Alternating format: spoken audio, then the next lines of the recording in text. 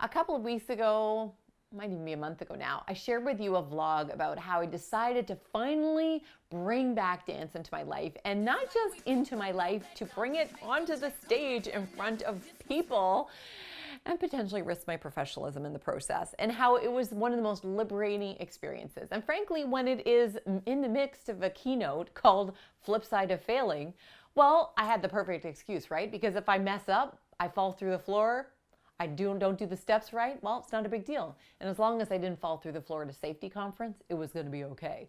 But you know what? Here's the thing, and some of you have asked me questions about this. Oh, well, Sarah, it's probably was fine for you, right? You're used to speaking in front of people, or you're kind of out there as it is, or maybe it was because that, it's dance. That was the reason. But I like something different that's not so quite easy to bring into my adult life, or to bring into my life when I don't have as much mobility or what have you.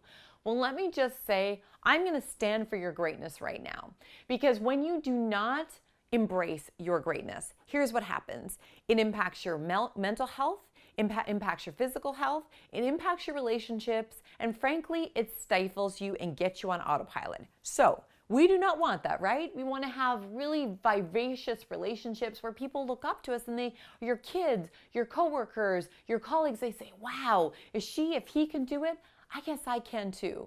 Not only that, you want to be able to be proud, look back on your life. Nobody, I don't think, ever sat on their deathbed and said, I probably shouldn't have danced in front of those 300 people. No, instead you go, wow, I guess that was pretty darn cool. Instead, you look at your regrets, right? So you want to have no regrets.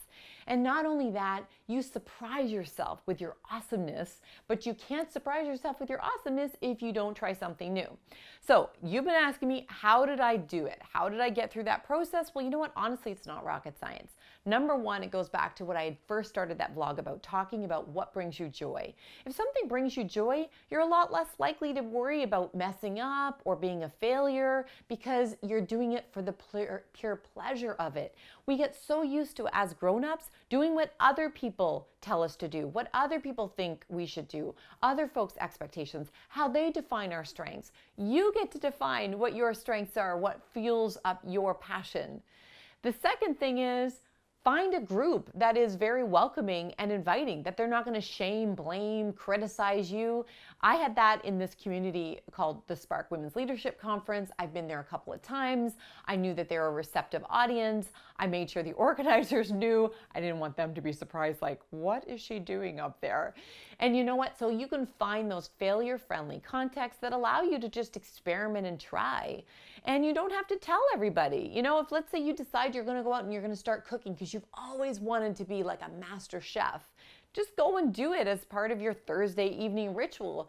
You don't have to tell everybody until you start to get comfortable with that being part of who you are again. And I'm not saying lie to people. I'm just saying that if you don't have a failure-friendly context in your life, you deserve to stand for your greatness. So find a community of people who support that, and you don't have to let the people who don't support it hold you back.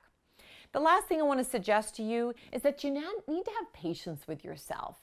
Recognize the little tiny increments, the milestones, whether it be progress that you're making in that thing that brings you joy, that lights you up, that you're able to reinvigorate that talent, that skill set in, but also the fact that you are showing up, that you are doing it. Patience, perseverance, and just recognizing your greatness in that moment, because it is not about perfection. There are so few things that we're going to do and we're going to be top of our game. And yet we talk so much about that, especially in workplaces. I'm going to recognize people for being the top achievers, for going above and beyond. Well, you know what? You know what inspires us in our lives? Being happy with our lives. And sometimes it is something that we are not terribly proficient at. So recognize the progress. Recognize that you stood tall for something that you believed in. And frankly, you don't have to be perfect. You just have to be happy, right? And isn't that the reality? The less we get concerned about being perfect, the happier that we are. And this, my friends, is Your Greatness Magnified. If you haven't picked up a book yet that will helpfully give you the roadmap to this, why don't you grab a copy? Flip Side of Failing, because I think what you'll see is you are in good company with people who have pushed outside their comfort zone and found joy in ways that they never thought possible. Thanks everyone for joining me. My name's Sarah McVanel, and you are part of your greatness magnified.